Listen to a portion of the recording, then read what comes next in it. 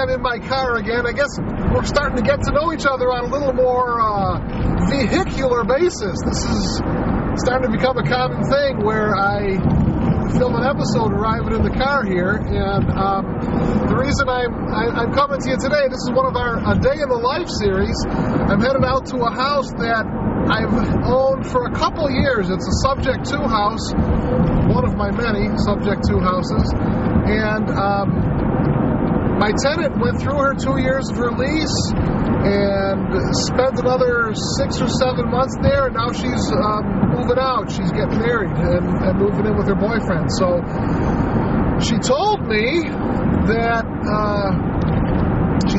the house is fully clean. She replaced all the carpeting in the living room because she spilled some wax on it, and that she cleaned the place really well, and she thinks she left me a beer in the fridge.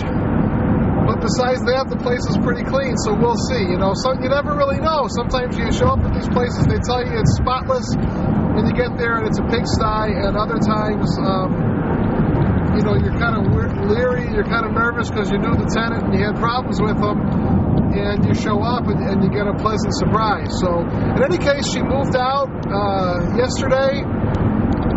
I'm going out there to throw a lockbox on the door so I can let people look at it. This is one that I took Subject to. The seller was not in financial trouble. The seller was doing good. He bought this place. It's a condo. And 3 weeks after he bought it, his job transferred him, 800 miles away from here. So this is a house that was just given to me. He gave it to me for what he owed on it, signed it over to me and my company, and I rented it out. Now, a little lesson to learn about this. This is a one-bedroom condo.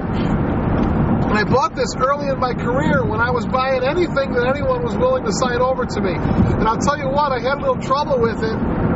It's kind of tough to sell a one-bedroom condo lease with an option to purchase. So if you ever come up with a one-bedroom condo that you can get, or a one-bedroom townhome or apartment, or depending on what it's called, think twice about it. Because it's really hard to fill. I had to make the mortgage payments on this place for 6 or 7 months before I could fill it. And I wanted to sell at least with an option to purchase, but I couldn't sell it. So I just ended up with a straight lease. Now, I've been lucky. I had some equity in it when I bought it. And fortunately, that equity has been maintained, and the equity has multiplied. So I've got about $25,000 equity in this place. So it's going to end up a nice deal for me in the long run. But again, a word of caution to you is be careful about taking over, I won't say someone else's problem, but if it's a one-bedroom or even a two-bedroom, unless it's a really sweet deal with the numbers, be careful with it, because you could end up in trouble. So we're headed out to the house. I'm going to throw a lockbox on the door. I got ads in the paper. Now, one thing I do want to mention, I knew she was leaving, so I started marketing this thing 3 or 4 weeks before she was ready to leave. I have 2 or 3 people that are really, really wanting to look at it bad. She moved out a few days early, which is nice, so I'm going to let these people look at it tonight and over the next couple days. And I kind of think I'll probably have this one either sold or re-rented soon. And again, I think about the one bedroom. I ended up just renting it to kind of stop the bleeding and cover my mortgage payments every month. There was enough equity, so it was worth my while to make those payments. But if you are going to take a 1 or a 2 bedroom house on a Subject 2, in case you can't find somebody to put in there on a lease option, you can't get that nice option fee up front, you got to kind of be prepared to just do a straight rental and be a regular landlord for a while, while you're waiting for the place to appreciate and hold on to. So sit tight, and we'll continue this when I get to the house, and we'll see if there's any surprises. Well, here I am. I'm at the property, and it's in good shape, like she said it was. There's brand new carpet in the living room. I got to do a little bit of repairs, a little bit of cleanup. Why don't you just come on inside and I'll show you around. This is the complex here. Not a bad place. It's a little 1-bedroom unit. Got the dogs barking next door. That's always fun. I stopped at Ace Hardware on the way over and grabbed a lockbox so I could put a key on here like I said I was gonna. Here we are, brand new carpet. I just threw the scraps away. They even left me a vacuum to go run over it. And you can always expect, this is really a nice surprise to see this place in the condition it's in. The walls don't need to be repainted. As you can see, everything's really well kept. Got a little kitchen here. I'm going to throw a carbon monoxide detector up. Make sure you know the laws in your state. Here in Illinois, they just added that law that all rental properties have to have carbon monoxide detectors. And I haven't put one in here yet. I've checked everything out. Everything works. Except for the disposal. I had to drain some water out of there. For some reason, the water's not draining. I put a new disposal in here when I bought the place. So, depending on the lease or not, I may have to take that out of the security deposit. I'll look at the lease. But overall, I'm pleased.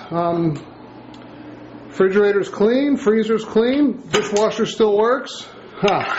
The refrigerator handle just came off in my hand, so I'll have to take a look at that.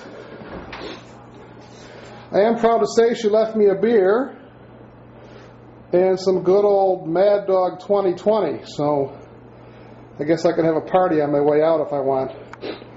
But overall, it's in good shape. Here's something I haven't checked yet. Let's see if they left the washer and the dryer. Yeah, they did. So, I can't really complain. The bathroom's nice and clean. Howdy. And the bedroom is in working order. They even left the monster air conditioner. Look at that baby. That's a killer air conditioner unit. Again, the lesson here is, remember I said before, I planned on buying this place as I bought it sub 2. They signed it over to me with no money down. They basically gave it to me and left town.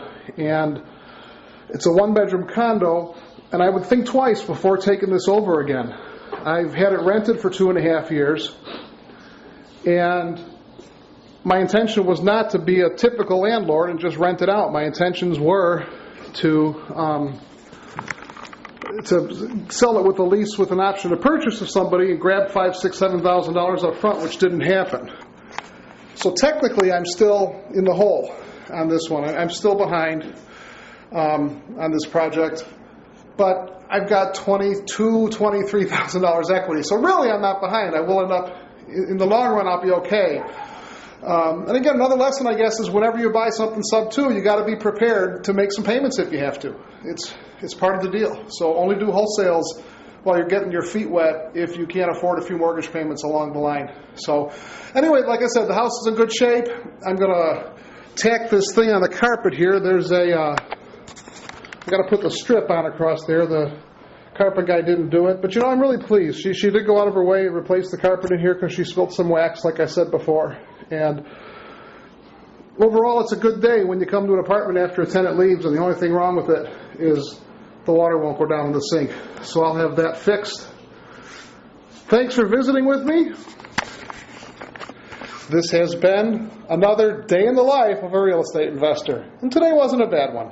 Thanks for watching.